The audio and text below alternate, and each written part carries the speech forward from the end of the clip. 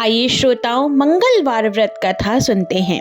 प्राचीन समय की बात है कि किसी नगर में एक ब्राह्मण दंपति रहते थे। उनके कोई संतान न होने के कारण वह बेहद दुखी रहते थे।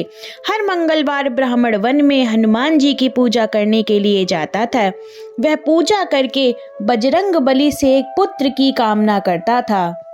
उसकी पत्नी भी पुत्र की प्राप्ति के लिए मंगलवार का व्रत करती थी। वह मंगलवार के दिन व्रत के अंत में हनुमान जी को भोग लगाकर ही भोजन करती थी।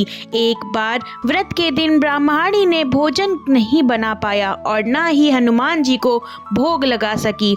तब उसने प्रण किया कि वह अगले मंगलवार को हनुमान जी को भोग लगाकर ही भोजन करेगी।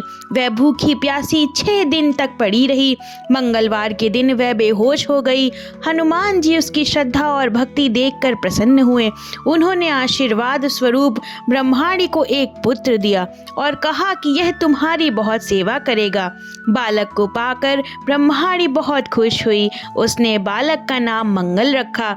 कुछ समय उपरांत जब ब्राह्मण घर आया तो बालक को देख पूछा कि वह कौन है। पत्नी बोली कि मंगलवार व्रत से प्रसन्न होकर हनुमान जी ने उसे यह बालक दिया है। यह सुनकर ब्राह्मण को अपनी पत्नी की बात पर विश्वास नहीं हुआ। एक दिन मौका पाकर ब्राह्मण ने बालक को कुएं में गिरा दिया। घर पर लौटने पर ब्राह्मणी ने पूछा कि मंगल कहाँ है।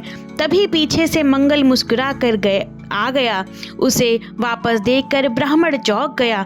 उसी रात को बजरंग बली ने ब्राह्मण को सपने में दर्शन दिए और बताया कि यह पुत्र उन्होंने ही उसे दिया है। सच जानकर ब्राह्मण बहुत खुश हुआ, जिसके बाद से ब्राह्मण दंपति नियमित रूप से मंगलवार का व्रत करने लगे।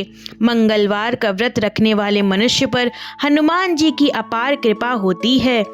इस तरीके से हनुमान जी की कृपा आप सब पर भी बनी रहे। श्रोताओं, मंगलवार की व्रत कथा समाप्त हुई। राम राम दोस्तों।